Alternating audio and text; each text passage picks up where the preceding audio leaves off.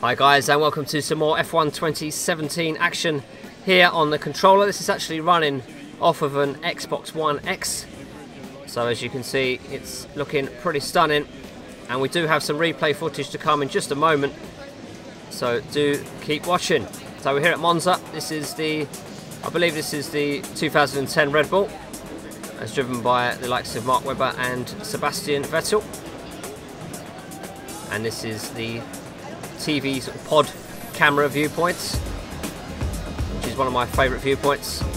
I do like the cockpit view as well, but I find this has much more visibility, so it's easier to hit those apexes, especially on a track that you're not so familiar with. I find this viewpoint works very well for that. But you know, it's looking good, it's running very well. Of course, on the Xbox One X has that additional power, and you'll see in just a moment the replays are running at 60 frames per second, as you probably would expect from a console with this much grunt. Once again, unfortunately, we don't have sound, but we do have 3 direct audio gameplay videos coming up for F1 2017, so you get to hear what these classic cars sound like. We also have a modern day car as well, so looking forward to showing you guys that. That'll be coming up very shortly, by the way. So we're coming up to Parabolica then. Not as challenging as it used to be, of course, but nonetheless it still is a challenge. So coming round to finish the first lap then. This once again is the checkpoint race, where you pass the checkpoints to extend your time, and the goal of course is to cover a target distance there, which is seen on the top right. And once again coming round here then, we're going to be hitting the brakes a little bit off the line here. We're not so good with the controller, we're so used to the wheel. You do lose those skills with a controller. We used to be amazing with a controller.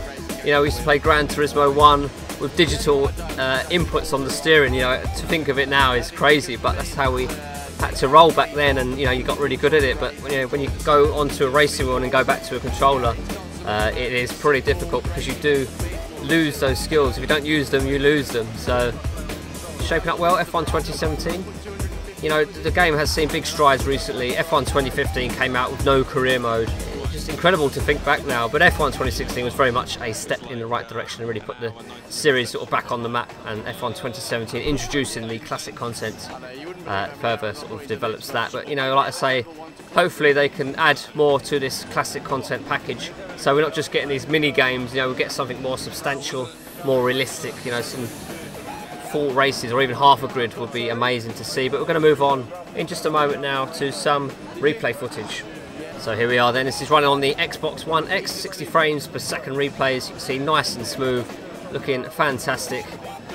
And I imagine it'll be the case in full races. Of course, there's only one car on the track here, but one can imagine that even with a full grid of cars, the Xbox One X has the grunt, easily has the grunt to run at 60 frames per second. You can see just how smooth it looks. Just looks absolutely incredible, even up close. You know, it just so smooth, and it just makes all the difference, doesn't it? It just makes things feel and look so much more realistic. It looks like you're watching on TV. It just adds that extra level of realism. And you know, we're seeing more and more games now hitting 60 frames on the consoles, which is about time too. You know, so it's fantastic to see. You know, Milestone have been doing it as well, so it's absolutely fantastic.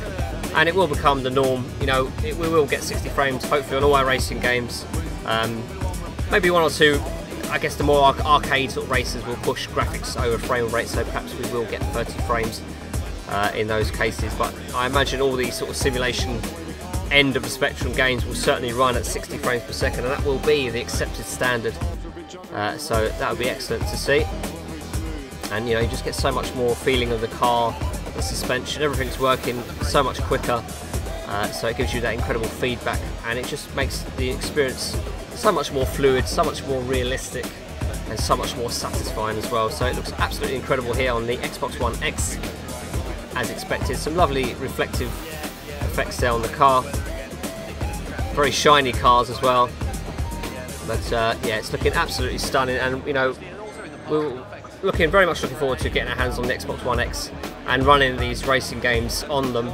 And you know, no doubt we'll do some comparison videos between, say, the PS4 and the Xbox One X, just to see the difference in fidelity and the frame rate, which you know does make a difference.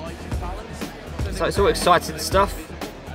Of course, we've got lots more F1 coverage to come, some direct audio gameplay, so do stay tuned for that. Hopefully they should be up the day after this video goes up. And elsewhere we've got some more WRC 7 content. We've got a bit of On the Crew 2, and we'll have our walk of the West Hall on the E3 show floor, and there's one or two other little bits to come as well, including the Thrustmaster Sparco racing wheel and rim. So we've still got quite a lot to go, and if you want to keep up to date on all the latest racing games, of course do hit that subscribe button. It is such a fantastic year for racing games. You know, as far as I know, it's going to be the best year for racing games ever, and even 2018 is going to be shaping up very nicely. We do have a number of games coming out in 2018 as well, so it's going to be another fantastic year, and of course there will be one or two delays. But anyway, that's it for now for F1 2017, and there'll be more very soon. Thanks for watching.